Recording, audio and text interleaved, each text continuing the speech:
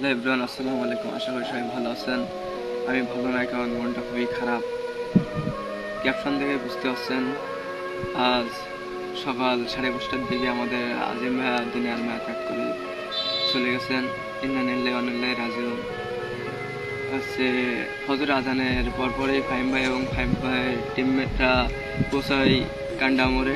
আর সেখান থেকে হালকা পাতলা কিছু নাস্তা করার পরে সেখান থেকে ক্রাশ বাদে যাই, ক্রাশ বাদ কিনে যায় সবাই মিলে। সেখানে আজিম ভাইয়া ছিল, সেখানে আজিম ভাইয়ের মতো ভিডিও শ্যুট নিচ্ছিল, ব্লগের শ্যুট নিচ্ছিল।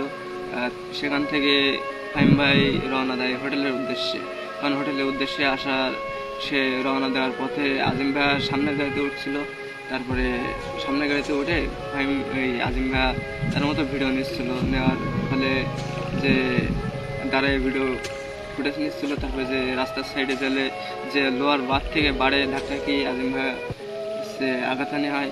আর তারপরে সে রক্তাক্ত অবস্থায় গাড়ির ভিতরে ঢুকে পড়ে। আর সেখান থেকে ফাহিম ভাই এবং ফাহিম ভাইয়ের টিমমেটরা মিলে সিরাজগঞ্জ সদর হাসপাতালে নিয়ে যায়।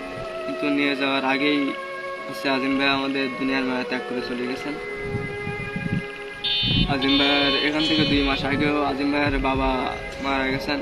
তার মাকে কোনোভাবে ফাহিম ভাই বোঝাতে পারবে না। আর এই দুর্ঘটনা ফাহিম ভাই চোখের সামনে হয়, কিন্তু ফাহিম ভাইকে অনেকে অনেক কথা বলবে, হাজারো কথা বলে ফাহিম ভাই তাদেরকে বোঝাতে পারবে না।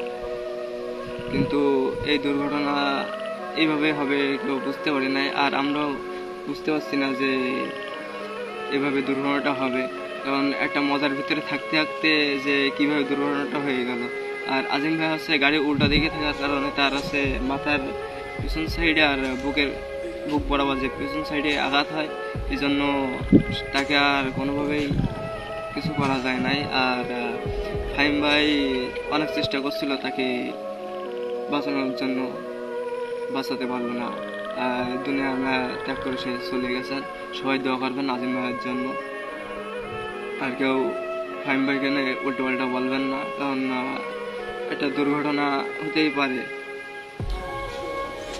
Thanks for love you guys. আর ভিডিওটা একটু শেয়ার করে দেবেন সবাই। আল্লাহ হাফেজ, বাই।